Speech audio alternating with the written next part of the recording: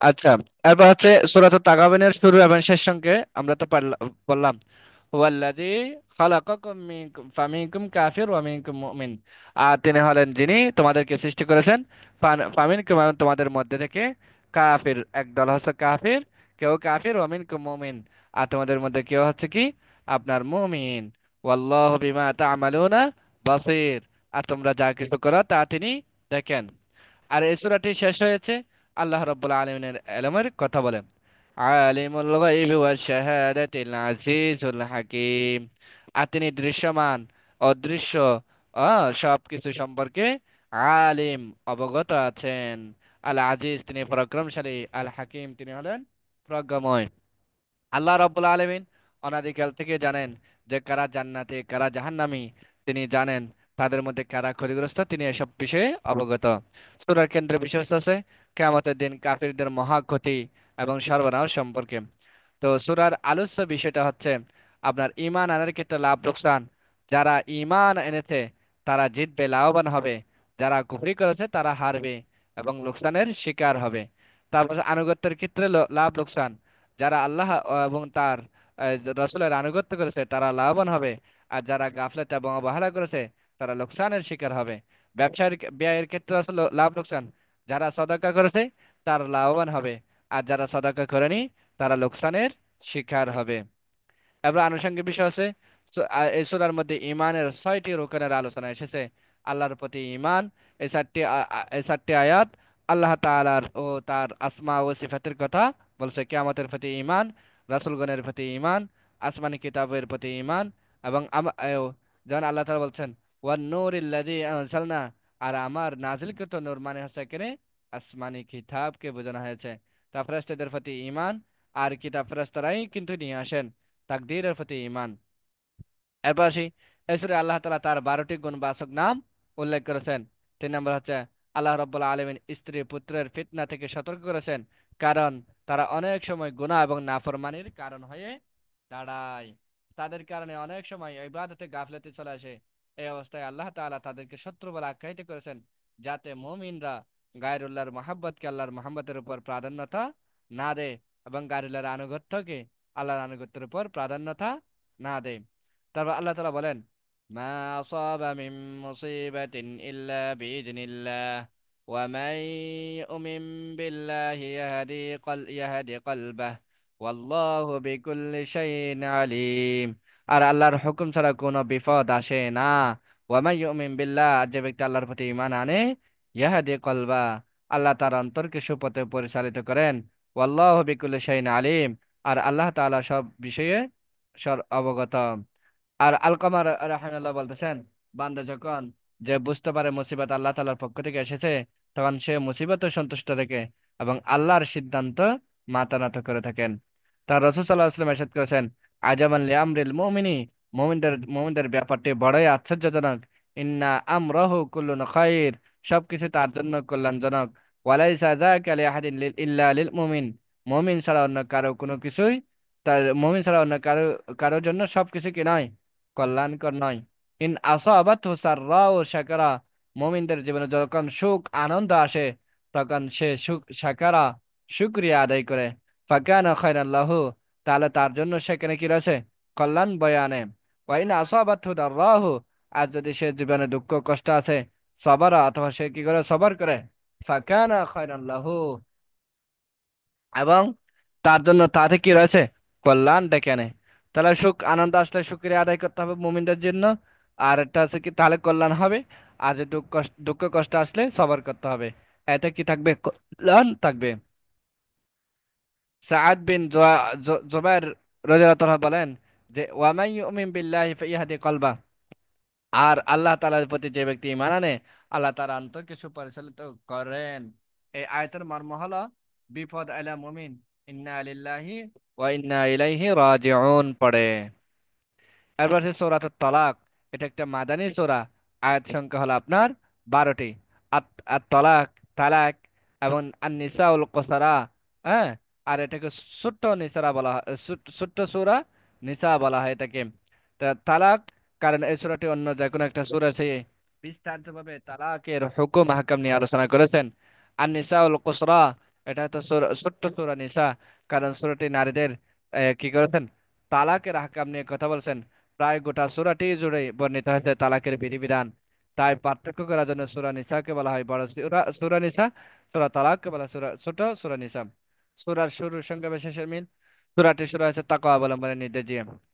يا أيها النبي إذا طلقتم النساء فطلقوهن لعدتهن واحصوا العدة واتقوا الله ربكم لا تخرجوهن من بيوتهن ولا يخرجن إلا أن يأتين بفاحشة مبينة وتلك حدود الله ومن يتعد حدود الله فقد ظلم نفسه لا تدري لعل الله يحدث بعد ذلك أمرا ইয়া আইয়ুহান নবী, হে নবী, ইযা তাল্লাকতুমুন নিসা, যখন তোমরা স্ত্রীদেরকে তালাক দিলে, ফাতাল্লিকুহুন্না লিইদ্দাতিহিন্না, তাদের ইদ্দাতের প্রতি লক্ষ্য রেখে তালাক দিবে।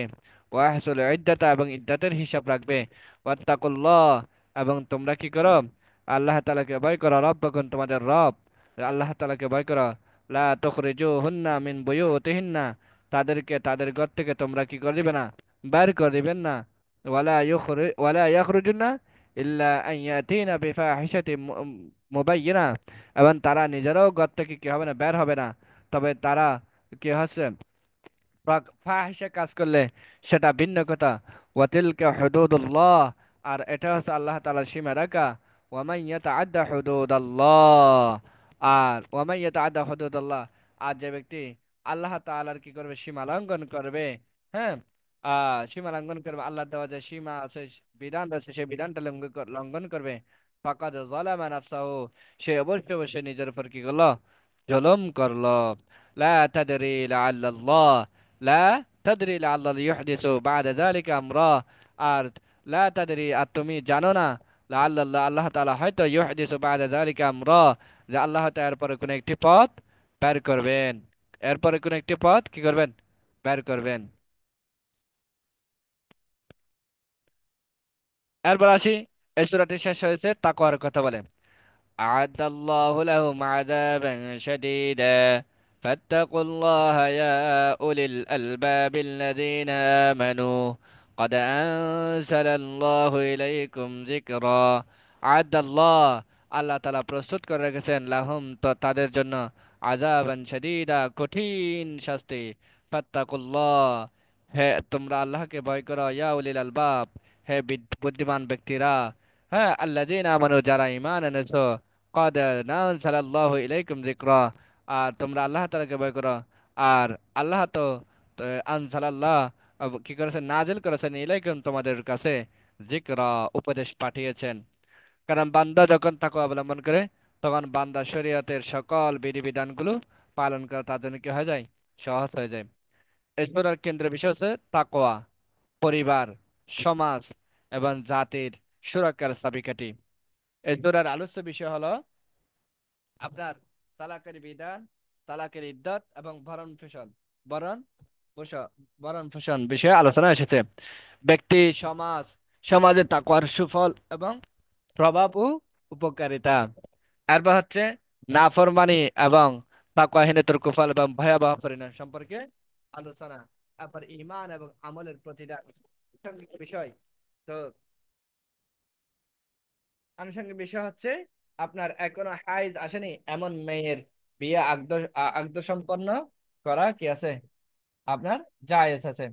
এরপর এই সূরায় এক জায়গায় তাকওয়া অবলম্বনের জন্য কি করা আছে,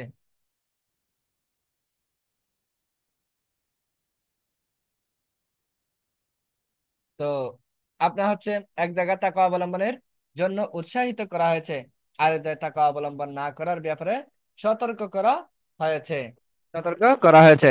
কারণ কারণ অন্তরের তাকওয়া বান্দাকে কি করে দেয়, সীমা লঙ্ঘন থেকে বিরত রাখে। শরিয়া প্রণয়নে বান্দার প্রতি আল্লাহ তাআলার দয়া রহমতের একটি নিদর্শন হলো, আল্লাহ তাআলা তালাকের পূর্বে, তালাক চলাকালীন এবং তালাকের পরও ইদ্দত পালনের পর্যায়ে রেখেছেন। ইলা তো স্ত্রীর নিকট না যাওয়ার শপথ গ্রহণ করা, তালাকে বাইন পরবর্তী ইদ্দত এবং তালাকের রজঈর সময়গুলোতে স্ত্রীকে নসিহা এবং বিছানা থেকে আলাদা করে দেওয়া ইত্যাদি বিষয়ে এখানে আলোচনা এসেছেন। তারপর আল্লাহ রাব্বুল আলামিন ইদ্দাতের হিসাব রাখার নির্দেশ দিয়েছেন, যাতে বংশ দ্বারা বিশুদ্ধ এবং বংশ দ্বারা যাতে কি হয় আপনার আহ, আহ, সুরক্ষিত থাকে। তারা আল্লাহ রাব্বুল আলামিন ইরশাদ করেন, ইয়া আইয়ুহান নাবিয়্যু ইযা তাল্লাকতুমুন নিসা ফাতাল্লিকুহুন্না লিইদ্দাতিহিন্না, হে নবী তোমরা স্ত্রীদের তালাক দিলে তাদের ইদ্দতের প্রতি লক্ষ্য রেখে তালাক দিবে। এখানে সাহাবীদের ঐক্যমত্য আছে, তালাকের সুন্নাহসম্মত নিয়ম হলো স্বামী স্ত্রীকে তোহর তথা হাইজ থেকে পবিত্র অবস্থায় তালাক দিবে, যে তোহরে কি হয় নাই, সহবাস হয় নাই। তার রাসূল সাল্লাল্লাহু আলাইহি ওয়াসাল্লামের প্রতি আপনার আল্লাহ তাআলার ইয়া আইয়ুহান নাবিয়্যু বা হে নবী সম্বোধনটি তিন প্রকার। হ্যাঁ, রাসূল সাল্লাল্লাহু আলাইহি ওয়াসাল্লামের প্রতি আল্লাহ তাআলা যে ইয়া আইয়ুহান নাবিয়্যু হে নবী যে সম্বোধনটি করেছেন সেটা হলো তিন প্রকার। প্রথম প্রকার হলো কখনো ইয়া আইয়ুহান নবী হলো রাসূল সাল্লাল্লাহু আলাইহি ওয়াসাল্লামকে সম্বোধন করা হয়েছে, কিন্তু তিনি উদ্দিষ্ট সম্মিলিত ব্যক্তির অন্তর্ভুক্ত নন, বরং সম্বোধন আল্লাহ রাসূল সাল্লামকে করা হলো সকলের ঐকমত্যে। সম্বোধনের উদ্দেশ্য হলো তার উম্মত এবং সকল মুসলিম। যেমন এখানে আয়াতে এসেছেন, وقضى ربك ألا تعبدوا إلا إياه وبالوالدين إحسانا إما يبلغن عندك الكبر أحدهما أو كلاهما فلا تقل لهما أف ولا تنهرهما وقل لهما قولا كريما। وقضى ربك তোমাদের রব আদেশ করেছেন আল্লাহ তা'বুদু তোমরা ইবাদত করবে, তোমরা ইল্লা ইয়াহু তোমরা একমাত্র আল্লাহ তাআলা রই ইবাদত করবে, কেবল তারই ইবাদত করবে। ওয়াবিল ওয়ালিদাইনি ইহসানা এবং পিতামাতার প্রতি সৎ ব্যবহার করবে। ইম্মা ইয়াবলুগান্না ইনদাকাল কিবারা আহাদুহুমা আও কিলাহুমা, যদি তাদের একজন অথবা উভয়জন তোমাদের কাছে যখন বার্ধক্য উপনীত হয়, ফালা তাকুল্লাহুমা উফিন, তবে তাদেরকে উফ শব্দটিও বলো না। ওয়ালা তানহারহুমা, এবং তাদের সাথে ধমকে সুরে কথা বলো না।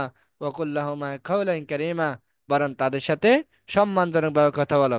তো এই উল্লেখিত এই আয়াতে সম্বোধনমূলক প্রতিটি শব্দে সম্বোধন যে করা হয়েছে সেটা কিন্তু রাসূল সাল্লাল্লাহু আলাইহি ওয়াসাল্লামকে, অথচ কিন্তু সম্বোধনের উদ্দেশ্যে কিন্তু রাসূল সাল্লাল্লাহু আলাইহি ওয়াসাল্লাম নন, বরং আহ, কারণ রাসূল সাল্লাল্লাহু আলাইহি ওয়াসাল্লামের কাছে যখন কি এই কোরআনটা নাজিল হচ্ছেন, আয়াতটা যখন নাজিল হচ্ছেন, তখন কিন্তু রাসূল সাল্লাল্লাহু আলাইহি ওয়াসাল্লামের পিতা মাতা জীবিত ছিলেন না। তাহলে এখানে রাসূল সাল্লাল্লাহু আলাইহি ওয়াসাল্লামকে সম্বোধন করা হলো, মূল মাকসাদ উদ্দেশ্য হলো তার উম্মত। তারপর দ্বিতীয় প্রকার আইয়ুহান হলো আইয়ুহান নবী। তো কখনো ইয়া আইয়ুহান নবী বলে আল্লাহ রাসূল সাল্লাল্লাহু আলাইহি ওয়াসাল্লামকে সম্বোধন করা হয়েছে, আর সম্বোধনের উদ্দেশ্য কেবল রাসূল সাল্লাল্লাহু আলাইহি ওয়াসাল্লামের কে করা হয়েছে, সম্বোধনটা অন্য কারো সঙ্গে নয়। যেমন ওয়ামরাআতান মুমিনাতান ইন ওয়াহাবাত নাফসাহা লিন-নবী ইন আরাদা আন-নবী আন ইস্তানকিহাহা খালিসাতান লাকা মিন দুনিল মুমিনিন। আর যদি কোনো মুমিন নারী যদি নিজেকে নবীর কাছে যদি কি করে সমর্পণ করে, তবে ইন আরাদান নবী যদি নবী তাকে কি করতে চায়, আইয়াস্তানকে হাহা খালিসা, যে যদি বিয়ে করতে চায় তাহলে সেই বিয়েটা কি হবে, হালাল। তারপর হচ্ছে লাকা মিন দুনিল মুমিনিন, আর এটি কেবল আপনার জন্য, অন্য কোনো মুমিনদের জন্য এটা কিন্তু নয়, এই বিধানটা প্রযোজ্য নয়। তৃতীয় প্রকার আল্লাহ রাব্বুল আলামিন কখনো ইয়া আইয়ুহান নবী বলে রাসূল সাল্লাল্লাহু আলাইহি ওয়াসাল্লামকে সম্বোধন করা হয়েছে, কিন্তু সম্বোধিত ব্যক্তি হিসেবে রাসূল সাল্লাল্লাহু আলাইহি ওয়াসাল্লামের সাথে গোটা উম্মাহকে শামিল আছে। যেমন ইয়া আইয়ুহান নবী লিমা তুহাররিমু মা আহাল্লাল্লাহু লাকা, হে নবী আল্লাহ তাআলা আপনার জন্য যা হালাল করেছেন তা কেন আপনি হারাম করছেন। এখানে কেবল রাসূল সাল্লাল্লাহু আলাইহি ওয়াসাল্লামকে সম্বোধন করা হয়নি, কিন্তু তার পরবর্তী আয়াত কদ ফারাদাল্লাহু লাকুম, আল্লাহ তোমাদের জন্য বিধান দিয়েছেন থেকে যেটা বোঝা যায় সেটা হচ্ছে পুরো উম্মাহকে এখানে শামিল করা হয়েছে। এরপর আসি সূরাতুত তাহরিম। সূরা তাহরিম আমরা আর দুই একটা সূরা পড়ে তারপর শেষ করে দিব ইনশাআল্লাহ। সূরা তাহরিম এটা হচ্ছে মাদানী সূরা, আয়াত সংখ্যা হলো 12টি। আয়াত সংখ্যা হলো আপনার 12টি। তো তাহারিম শব্দের অর্থ হচ্ছে হারাম সাব্যস্ত করা। তো রাসূল সাল্লাল্লাহু আলাইহি ওয়াসাল্লাম তার কতিপয় স্ত্রীকে সন্তুষ্ট করার জন্য মধুকে নিজের জন্য হারাম করে নিয়েছিলেন। মধুকে নিজের জন্য কি করে নিয়েছিলেন, হারাম করে নিয়েছিলেন। তা এই কারণে এই সূরাটি কি হয়, নাজিল হয়। আর সূরাটির শুরুতে এই ঘটনাটি তুলে ধরা হয়েছে, এই জন্য এই সূরাটিকে সূরাতুত তাহরিম বলা হয়ে থাকে। আমরা এই সূরাটা শেষ করে ইনশাআল্লাহ ক্লাসটা শেষ করে দিব ইনশাআল্লাহ। তারপর হচ্ছে সূরাটির শুরু এবং শেষ মিল। সূরাটি শুরু হয়েছে আল্লাহ রাসূল সাল্লাল্লাহু আলাইহি ওয়াসাল্লাম স্ত্রীদের দৃষ্টান্ত উল্লেখ করে। তার শেষ হয়েছে নূহ এবং লূত আলাইহিস ইসলামের স্ত্রীদের উদাহরণ দৃষ্টান্ত উল্লেখ করার মধ্যে সূরাটি শেষ হয়েছে। তারপর একজন নেককার স্ত্রীর উদাহরণ, তারপর জগতের নারীদের অন্যতম সর্দার ইমরান কন্যা মারিয়াম আলাইহিস ইসলামের দৃষ্টান্ত, যাতে পরিবার, সমাজ, জাতির কাছে মাঝে একজন নারীর ভূমিকা প্রভাব স্পষ্ট হয়ে যায়, এবং এজন্য ধাপে ধাপে এই আয়াতগুলো বর্ণনা করা হয়েছে। এরপর সূরার কেন্দ্র বিষয় হচ্ছে আদর্শ মুসলিম পরিবার বিনির্মাণের উপদেশ এবং দিক নির্দেশনা। আদর্শ মুসলিম পরিবার বিনির্মাণের উপদেশ ও দিক নির্দেশনা। আলোচ্য সূরার বিষয় হচ্ছে রাসূল সাল্লাল্লাহু আলাইহি ওয়াসাল্লামকে আল্লাহ তাআলা তিরস্কার এবং ক্ষমার ঘোষণা। তারপর দাম্পত্য জীবনের গোপন বিষয় ফাঁস এবং তার পরিণতি, সন্তানদেরকে দ্বীনি তালিম এবং তারবিয়ার মাধ্যমে গড়া তোলা অপরিহার্য, পূর্ববর্তী ইতিহাস থেকে শিক্ষা এবং অভিজ্ঞতা অর্জন, তা সব সময় তওবা করা জরুরি। আনুষঙ্গিক বিষয় আছে কোরআনের যেখানে আল্লাহ তাআলা কোনো গুনাহ বা তার শাস্তির কথা বলেছেন, সেখানে কিন্তু তিনি তওবার কথা বলেছেন, তওবার আহ্বান করেছেন। আর এটি তার বান্দার জন্য আল্লাহ রাব্বুল আলামিনের রহমতের নিদর্শন। তারপর 2 নম্বর, কসম করে ভেঙে ফেললে তখন কাফারা আদায় করতে হবে। যেমন রাসূল সাল্লাল্লাহু আলাইহি ওয়াসাল্লাম ইরশাদ করেছেন, মান হালাফা আলা ইয়ামিন, যে ব্যক্তি কোনো বিশেষ কসম করলে, কসম করার পর যদি সে কি করে ফেলে যে আপনার ফারাআ গায়রাহা খায়রাম মিনহা, যখন যখন যে ব্যক্তি কোনো বিষয়ে যখন কসম করার পর দেখে যে সে অন্য কোনো বিষয়ে তার চেয়ে কিন্তু খায়ের বা উত্তম, ফালিয়াতিহা, তবে তবে সে যেন উত্তম বিষয়টি সম্পন্ন করে ফেলে। ওয়াল ইউকাফির আন ইয়ামিনিহি, এবং কসমের কাফারা আদায় করে নেয়। আর কসমের কাফারা হলো 10 জন মিসকিনকে খাবার খাবার খাওয়ানো, অথবা পোশাক পরানো, কিংবা একটি গোলাম আজাদ করা, একটি গোলাম আজাদ করা। যদি এসবের সামর্থ্য না থাকে তারা 3 দিন শ্রম পালন করা। মহান এবং উদার মানুষের চিরাচরিত স্বভাব হলো তারা মানুষের দুষ্কৃতি কি করে, উপেক্ষা করে। কোরআনের ভাষায় আররাফা বাদাহু ওয়া আরাদা আন বাদ। আর তখন তিনি অর্থাৎ রাসূল সাল্লাল্লাহু আলাইহি ওয়াসাল্লাম তার স্ত্রীকে এই বিষয়ে কিছু কি করলেন, ব্যক্ত করলেন, উপস্থাপন করলেন। আর তিনি আর কিছু অব্যক্ত করলেন, আরাফা বাদা, অব্যক্ত করলেন। এরপর সর্বশেষ যে বিষয়টা হচ্ছে তারবিয়া, মানে আছে প্র্যাকটিক্যাল লাইফে শিক্ষা দেওয়া আর কি, প্র্যাকটিক্যাল লাইফ, যা শিখছেন সেগুলো বাস্তব জীবনে প্রয়োগ করা। নারীদের জন্য তালাকের চেয়ে বড় কোনো শাস্তি নাই।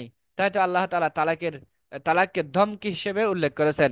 রাসূল সাল্লাল্লাহু আলাইহি ওয়াসাল্লাম বলেছেন, ওয়াকাসরুহা তালাকুহা, আর তালাক মেয়েদের ভেঙ্গে ফেলার নামান্তর। এরপর মুসলিমদের উপর আল্লাহ রাব্বুল আলামিন নির্ধারিত অন্যতম গুরুত্বপূর্ণ ফরজ হলো সন্তানদেরকে আল্লাহর ইবাদত এবং আল্লাহর আনুগত্যের তালিম দেওয়া। তবু অনেক মুসলিমকে আপনি দেখবেন সন্তানের দুনিয়াবি ক্যারিয়ার নিয়ে প্রচুর দৌড়ঝাঁপ করছে, কিন্তু তাদেরকে দ্বীনি আলাম, তাকওয়া শেখানোর কোনো চিন্তাই তাদের মাঝে নাই। অনেকে তো দিন শিখানোকে একবারে বেহুদা হিসেবে মনে করে থাকেন। অথচ আল্লাহ রাব্বুল আলামিন বলতেছেন, ইয়া আইয়ুহাল্লাযীনা আমানু কু আনফুসাকুম ওয়া আহলিকুম নারা, হে মুমিনগণ, তোমরা নিজেরাও জাহান্নামের আগুন থেকে বাঁচো, রক্ষা করো, এবং তোমাদের পরিবার পরিজনকেও জাহান্নামের আগুন থেকে রক্ষা করো। তো আলী রাদিয়াল্লাহু তাআলা বলেন, তোমরা নিজেদেরকে এবং তোমাদের নিজেদের পরিবারদেরকে কল্যাণ এবং শিষ্টাচার শিক্ষা দাও। আর কাতাদা রাদিয়াল্লাহু তাআলা বলেন, তোমাদের পরিবার পরিজনকে আল্লাহ তাআলার ইবাদতের নির্দেশ দাও এবং নাফরমানি করতে বাধা দাও। তো এই হলো আমাদের আজকের সূরা আলহামদুলিল্লাহ। আমরা আজকে এক পারায় পড়লাম, 28তম পারা শেষ করলাম আর কি, আলহামদুলিল্লাহ। আগামীকাল হচ্ছে আমাদের সূরা মুলক তথা 29তম পারা। আলহামদুলিল্লাহ সুম্মা আলহামদুলিল্লাহ। তা আমরা এতদিন পর্যন্ত যা কিছু পড়লাম আজকের আলোচনা থেকে, যদি আপনাদের কারো কোনো যদি প্রশ্ন যদি থাকে ইনশাল্লাহ প্রশ্ন করতে পারেন ইনশাল্লাহ। আর আল্লাহ রাব্বুল আলামিন আমাদেরকে কোরআনের উপর আমল করার, বোঝার এবং দ্বীনে ইসলামের উপর অটল থাকার ইস্তেকামত থাকার তৌফিক দান করুন। তা এগুলো আমরা আজকের ক্লাসটা এখানে সমাপ্ত ঘোষণা করলাম। সুবহানাকাল্লাহুম্মা ওয়া বিহামদিকা নাশহাদু আল্লা ইলাহা ইল্লা আনতা নাস্তাগফিরুকা ওয়া নাতুবু ইলাইক ওয়া মা আলাইনা ইল্লাল বালাগ। আসসালামু আলাইকুম ওয়া রাহমাতুল্লাহি ওয়া বারাকাতুহু। আপনাদের